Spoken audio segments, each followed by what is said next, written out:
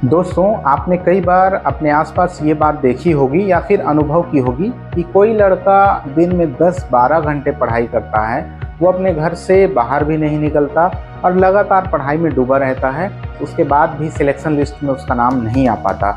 वहीं पर कोई दूसरा लड़का सिर्फ दिन में 4-5 घंटे पढ़ाई करता है, अपने दोस्तों के साथ घूमता है, मोबाइल भी चलाता है, पर एट द एंड देखने को ये मिलता है कि उसका सिलेक्शन हो गया, सिलेक्शन लिस्ट में उसने अपना नाम हासिल कर लिया, रैंक हासिल कर लिया। आखिर इसका रीज़न क्या है? दोस्तों, आज के इस वीडियो में इसी टॉपिक पर हम चर्चा करने वाले हैं कि स्मार्ट स्टडी और हार्ड वर्क में क्या अंतर होता है। ठीक है, आपको हार्ड वर्क अपनाना है या फिर स्मार्ट स्टडी अपनाना है? हार्ड वर्क बेटर है या स्मार्ट स्टडी बेटर है? दोनों में से कौन सा टेक्निक बेटर है आपकी तैयारी के लिए? और साथ ही जो भी बेटर टेक्निक है उसमें क्या क्या चीज़ें अपनाई जा सकती है जिससे हम नौकरी में या फिर गवर्नमेंट जॉब में फाइनल सिलेक्शन में अपना नाम बनाया जा सके। नमस्कार दोस्तों, मैं हूं राज यादव और एक बार फिर से आपका बहुत बहुत स्वागत है आपके अपने YouTube चैनल पर। दोस्तों, इस चैनल पर हम ऐसे ही वीडियोस लेकर के आते रहते हैं जो बिल्कुल रियलिस्टिक प्रॉब्लम पर बेस्ड होता है और उसका सॉल्यूशन ढूंढने की हम कोशिश करते हैं। इस सीरीज में आज के इस वीडियो में हम बात कर रहे हैं hard work versus smart work की। आप कैसे अपने तैयारियों के दौरान स्मार्ट स्टडी को अप्लाई कर सकते हैं और इस स्मार्ट स्टडी को अप्लाई करने के लिए क्या क्या छोटी छोटी चीज़ों की ज़रूरत होती है उस पर डिस्कशन करने वाले हैं। इस वीडियो में मैं आपको 10 ऐसी छोटी छोटी टिप्स दूंगा जो कि अपनाने में बहुत ही ईजी है और इन 10 टिप्स को अपनाने के बाद आप देखेंगे कि पढ़ाई में बहुत ज़्यादा अंतर आ चुका है। पहले की पढ़ाई और इन टिप्स को अपनाने के बाद की पढ़ाई में बहुत अंतर आएगा और रिजल्ट आपको साफ देखने को मिलेगा। बने रहिएगा वीडियो पर। चैनल पर नए आए हुए हैं तो जल्दी से चैनल को सब्सक्राइब करके रख लीजिएगा। चलिए आज के इस वीडियो को शुरू करते हैं। दोस्तों, पहले तो हम ये समझते हैं कि हार्ड वर्क और स्मार्ट वर्क में डिफरेंस क्या है। सबसे पहले एक छोटा सा एग्जांपल से शुरुआत करते हैं। मान लीजिए किसी दीवार में आपको कील ठोकने के लिए बोला गया है। ठीक है, तो एक व्यक्ति उस कील को ठोकने के लिए थोड़ा भी समय नहीं लगाता, बिल्कुल नहीं सोचता, वो बस कील को उठाता है और जैसे तैसे उस दीवार में ठोकने में लग जाता है। ऐसे में उसको चोट भी पहुंचती है। पत्थर से कील ठोकने की वजह से कील टेढ़ी भी हो सकती है और मोस्ट प्रोबेबली वो दीवार में सही से नहीं ठुकेगी। वहीं उसी जगह पर कोई व्यक्ति को अगर दीवार में कील ठोकने के लिए कहा जाता है तो वो थोड़ा 2 मिनट का पॉज लेता है, सोचता है, कहीं से एक हथौड़ा जुगाड़ करता है और उस हथौड़े से बिल्कुल एक ही बार में कील दीवार के अंदर चली जाती है। दोनों घटनाओं में आपको डिफरेंस समझ में आया होगा। पहले में तो एक व्यक्ति बेतरतीब जुगाड़ से उस कील को अंदर डालने में लगा हुआ है, लेकिन दूसरे केस में जो व्यक्ति है वो बिल्कुल तरीके से, बिल्कुल स्ट्रेटेजी पर उस कील को दीवार के अंदर एक ही बार में ले जाता है। ठीक है, तो ये अंतर होता है हार्ड वर्क और स्मार्ट वर्क का। अब आगे बढ़ते हैं, बात करते हैं अपनी पढ़ाई के, अपनी तैयारी के दौरान आप स्मार्ट वर्क कैसे अपना सकते हैं, स्मार्ट स्टडी कैसे कर सकते हैं। मैं छोटे छोटे 10 फार्मूला ऐसे बताऊंगा, 10 टिप्स आपको ऐसे बताऊंगा जिन टिप्स को अपनाने के बाद आप देखेंगे कि आपकी पढ़ाई और उस पढ़ाई के जरिए जो रिजल्ट आएगा उसमें बहुत अंतर आपको देखने को मिलेगा। दोस्तों, स्मार्ट स्टडी का सबसे पहला फार्मूला है एक्टिव स्टडी। अब ये एक्टिव स्टडी क्या है? आपको सिर्फ पढ़ना नहीं है बल्कि उन चीज़ों को समझते जाना है। किसी भी टॉपिक को जब आप पढ़ते हैं तो आप अपने आप से सवाल आपको पूछना है कि ये इस टॉपिक का मतलब क्या है, क्या ये टॉपिक कहीं पर एप्लीकेबल है, इस टॉपिक को परीक्षा में किस प्रकार से और कितने प्रकार से पूछा जा सकता है, क्या ये टॉपिक मैं किसी और को समझा सकता हूँ या फिर नहीं। इन 2-3 सवालों के जवाब जब आप वहां पर ढूंढेंगे और उन सवालों के जवाब के हिसाब से फुलफिल करने के लिए आप पढ़ेंगे तो आप देखेंगे कि कोई टॉपिक आपको बहुत अच्छे से समझ में आएगा। मसलन कि आप ये पूछेंगे अपने आप से कि इसको परीक्षा में कितने तरीकों से पूछा जा सकता है। ठीक है, तो आपने सारे तरीकों से अगर पढ़ लिया, सारे तरीकों से उसका जवाब ढूंढ लिया तो आप ये समझ सकते हैं कि वो टॉपिक बिल्कुल क्लियर हो गई। अगर आप इस टॉपिक को किसी और को समझा सकते हैं तो समझिए कि ये टॉपिक बिल्कुल क्लियर हो गया, बिल्कुल कंफर्म हो गया कि आप इस टॉपिक में कहीं पर गलती नहीं करेंगे। दोस्तों, स्मार्ट स्टडी का दूसरा फार्मूला है रिवीजन रूल।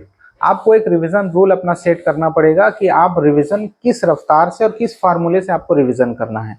जनरली जो फार्मूला यहाँ पर अपनाया जाता है वो होता है 1-7-30 डेज का फार्मूला। जी हाँ दोस्तों, आपने जिस दिन पूरे दिन भर जो पढ़ाई की है, रात को आपको रिवाइज करना है। जो आपने 6 दिन तक लगातार पढ़ाई की है वो आपको 7वें दिन रिवीजन करना है और जो पूरे एक महीने भर आपने 29 दिन पढ़ाई की है वो आपको 30वें दिन रिवीजन करना है। ये है 1-7-30 का फार्मूला। ठीक है, तो आप ध्यान रखिएगा, अगर आप इस फार्मूले का यूज करते हैं तो आपकी पढ़ाई बिल्कुल कंठस्थ हो जाएगी, या फिर आप अपने लिए रिवीजन का कोई अलग से फार्मूला भी सेट कर सकते हैं जो आपके अकॉर्डिंग हो और आपके लिए सुटेबल हो। तो रिवीजन रूल आपको बना करके रखना है और उसी रूल को फॉलो करना है रिवीजन करने के लिए। दोस्तों, तीसरे नंबर का जो फार्मूला है वो है छोटे नोट्स बनाएं। जी हाँ दोस्तों, आपको नोट्स बिल्कुल शॉर्ट बनाने हैं। ऐसा नहीं कि आपने नोट्स में पूरी किताब को उतार करके रखा है आपने, ऐसा नोट्स नहीं बनाया जाता। नोट्स बिल्कुल शॉर्ट होने चाहिए। उस नोट्स में आपको शॉर्ट फार्मूला नोट किया जाना चाहिए। सिर्फ कुछ कीवर्ड्स, की पॉइंट्स या फिर हेडिंग, सब हेडिंग को ही आप अपने नोट्स में शामिल कर सकते हैं, ताकि जब आप रिवीजन करने बैठें तो आप एक हेडिंग या फिर सब हेडिंग या फिर एक टॉपिक के नाम के जरिए ही आप पूरे उस टॉपिक को क्लियर कर सकें। ठीक है, रिवीजन का ये फार्मूला होता है कि जब आपने सब कुछ पढ़ लिया तो सिर्फ एक की पॉइंट से ही आपको सारा चैप्टर समझ में आ जाना चाहिए, सारा पैराग्राफ समझ में आ जाना चाहिए। तो नोट्स बिल्कुल शॉर्ट बनाने हैं। दोस्तों, चौथा फार्मूला है पीवाईक्यू और एमसीक्यू ज्यादा से ज्यादा सॉल्व करने हैं आप सभी को। जी हाँ, प्रीवियस ईयर क्वेश्चंस आपको ढूंढ करके निकालने हैं। जिस भी एग्जाम की आप तैयारी कर रहे हैं उसके प्रीवियस ईयर क्वेश्चंस आपके पास होने चाहिए और अधिक से अधिक आपको उस क्वेश्चंस को सॉल्व करना है। साथ ही साथ जो एमसीक्यूज हैं, यानी कि जो आपका क्वेश्चंस का जो अलग अलग प्रकार है उसका प्रैक्टिस आपको करना होना चाहिए। मॉक टेस्ट अधिक से अधिक दिलाना है आप सभी को। बहुत लोग ये गलती करते हैं कि जो मॉक टेस्ट है वो पूरा सिलेबस, पूरा किताब खत्म होने के बाद हमको मॉक टेस्ट दिलाना है। ये गलत तरीका है। आप बीच बीच में मॉक टेस्ट दिलाते रहिए। जैसे ही आपका एक चैप्टर, दो चैप्टर, चार चैप्टर खत्म होता जाता है, आप मॉक टेस्ट दिलाइए। कई सारे मॉक टेस्ट आपको अलग अलग प्लेटफॉर्म पर ऐसे मिल जाएंगे जो चैप्टर वाइज होते हैं। तो आप जैसे ही कोई चैप्टर खत्म करते हैं उस मॉक टेस्ट को आप दिला सकते हैं, जिससे ये कंफर्म हो जाएगा कि आपका जो प्रिपरेशन है, आपका जो चैप्टर है वो कितना ज़्यादा क्लियर आपके लिए हो पाया है।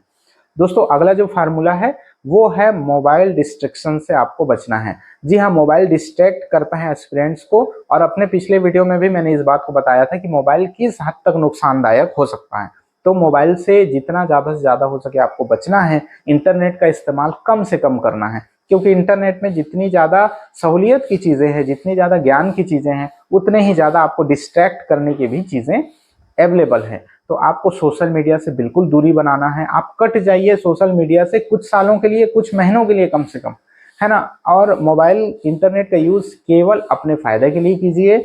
यूट्यूब में कुछ वीडियो सर्च करने के लिए या फिर एआई का इस्तेमाल करने के लिए, ताकि आप अपने तैयारी को अधिक से अधिक इम्प्रूव कर सकें। दोस्तों, स्मार्ट स्टडी का छठवां फार्मूला है प्रोमोडोरो टेक्निक। अब ये प्रोमोडोरो टेक्निक होता क्या है इसको समझिएगा।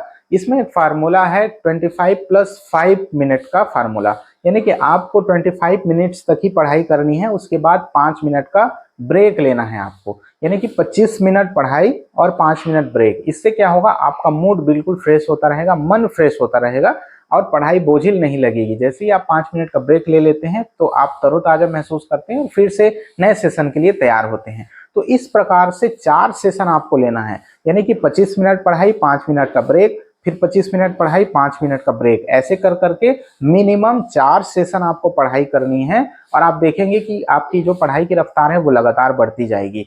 ठीक है, तो ये 4 सेशन लेने के बाद आपको एक लंबा ब्रेक लेना है, या आप एक लंबा ब्रेक ले सकते हैं। तो ऐसे जब आप पढ़ाई करेंगे तो पढ़ाई बोरिंग बिल्कुल भी नहीं लगेगी और आपके दिमाग में जो कैप्चरिंग पावर है वो आपका ज्यादा तेज होता जाएगा। दोस्तों, स्मार्ट स्टडी का 7वां फार्मूला है तुलना करना बंद करना है आपको। आप किसी और से कंपैरिजन आपको नहीं करना है। आपका जो कंपटीटर होगा, आपका कोई सहयोगी होगा जिससे मिलजुल करके आप पढ़ाई करते होंगे, तो आपको उससे तुलना बिल्कुल भी नहीं करना है कि उसके स्ट्रेटेजी और मेरी स्ट्रेटेजी में क्या अंतर है, या फिर वो इतने घंटे पढ़ता है, मैं इतने कम पढ़ाई करता हूँ। आपको तुलना नहीं करना है। आपको अपने आप से बेटर होते जाना है। आप तुलना करेंगे केवल अपने आप से कि कल जो मैंने पढ़ाई की थी, आज की मेरी पढ़ाई उससे बेहतर है या फिर नहीं है। आपको दुख इस बात का होना चाहिए कि मेरी आज की पढ़ाई कल के हिसाब से थोड़ी कमजोर रह गई है, अगले दिन उसको मैं ठीक करूंगा। तो तुलना केवल अपने आप से करनी है, दूसरों से नहीं करना है। दोस्तों, 8वां फार्मूला है छोटे टारगेट बनाइए। अपना टारगेट बिल्कुल छोटा रखिए। बड़ा टारगेट बनाने से क्या होता है कि बड़े टारगेट अचीव करने में बहुत प्रॉब्लम होता है और कई बार अचीव नहीं भी हो पाता। तो जब आप रात को सोते हैं तो आपके दिमाग में होना चाहिए कि हाँ, मैंने आज का टारगेट अचीव कर लिया है। क्योंकि जिस दिन आपने टारगेट अचीव नहीं किया है उस दिन आत्मग्लानि होती है, ठीक है, रिग्रेट फील होता है और दूसरे दिन के लिए एनर्जी थोड़ी सी कम हो जाती है। तो आपको टारगेट छोटे बनाना है जिसको आप हर रात अचीव कर पाएं और दूसरे दिन उसी ऊर्जा के साथ उठ पाएं। दोस्तों अगला फार्मूला है सुबह रिवीजन, शाम को प्रैक्टिस। यानी कि सुबह जब सो के उठते हैं तो पूरा दिन भर का समय आपको रिवीजन या फिर पढ़ाई के लिए लेना है, पढ़ाई करना है, रिवीजन करना है, और शाम को या रात को आपको प्रैक्टिस करनी है। प्रैक्टिस मतलब है वही रिवीजन जो आपने दिन भर पढ़ाई की है। कुछ कुछ एमसीक्यूज लगाइए, है ना, 10, 12, 15, 20, 30 एमसीक्यूज प्रैक्टिस कीजिए। जो आपने दिन भर पढ़ाई की है उसके एमसीक्यूज आप खुद से बना सकते हैं, या फिर कई सारे आजकल पहले से बने हुए एमसीक्यूज आपको मिल जाते हैं, इंटरनेट पर मिल जाते हैं, या फिर कई सारे बुक्स ऐसे आ जाते हैं जो टॉपिक वाइज प्रैक्टिस सेट उसमें दिए गए होते हैं। तो आप जो है पूरे दिन भर आपने जो पढ़ा है उसका शाम को प्रैक्टिस जरूर कीजिए, रात को प्रैक्टिस जरूर करके सोइए। इससे एक अलग सा कॉन्फिडेंस आपका बिल्ड होगा। दोस्तों स्मार्ट स्टडी का जो 10वां टिप्स है, जो 10वां फार्मूला है, वो ये है कि रोज थोड़ा थोड़ा आपको जरूर पढ़ना है। इसको दूसरे शब्दों में कंसिस्टेंसी कहा जा सकता है कि आपको अपनी तैयारी के दौरान कंसिस्टेंट रहना है। और कंसिस्टेंसी स्मार्ट स्टडी का सबसे मेन फार्मूला है, सबसे बेहतरीन फार्मूला है। प्रतिदिन आपको थोड़ा थोड़ा जरूर कोशिश करना है। एक दिन 10 घंटे पढ़ के 3 दिन आराम करने से बेटर है कि प्रतिदिन आप 4 से 5 घंटे ही पढ़िए, लेकिन रोज पढ़िए। ठीक है, तो कंसिस्टेंसी का यही फार्मूला है कि रोज थोड़ा थोड़ा पढ़िए, लेकिन जरूर पढ़िए। आप अपनी तैयारी के दौरान लोगों से कट जाइए, दुनिया से कट जाइए, ठीक है, शादियां अटेंड करना बंद कीजिए, दोस्तों के साथ पार्टियां अटेंड करना बंद कीजिए, लेकिन प्रतिदिन आपने जो एक कंसिस्टेंसी के तौर पर जो एक मिनिमम टाइम लिमिट सेट किया उतना तो आपको पढ़ना ही है। 10 घंटे का टारगेट मत बनाइए, भले उसको छोटा कीजिए, 4 या 5 घंटे का टारगेट बनाइए, लेकिन प्रतिदिन आपको वो 4 या 5 घंटे का टारगेट अचीव करना ही करना है। तो कंसिस्टेंसी सबसे मेन फार्मूला है इस पूरे स्मार्ट स्टडी का जो रूपरेखा है उसका, है ना। तो आज के इस वीडियो में हमने इन्हीं 10 टॉपिक पर चर्चा की है, जो कि अगर इन 10 फार्मूला को आपने अपना लिया अपने स्मार्ट स्टडी के दौरान, तो आप देखेंगे कि रिजल्ट में बहुत बड़ा अंतर आपको देखने को मिलेगा। पहले आपका जो रिजल्ट होता था और इन 10 टिप्स को, 10 फार्मूला को अपनाने के बाद आपका जो रिजल्ट होगा उसमें जमीन आसमान का फर्क आपको देखने को मिलेगा।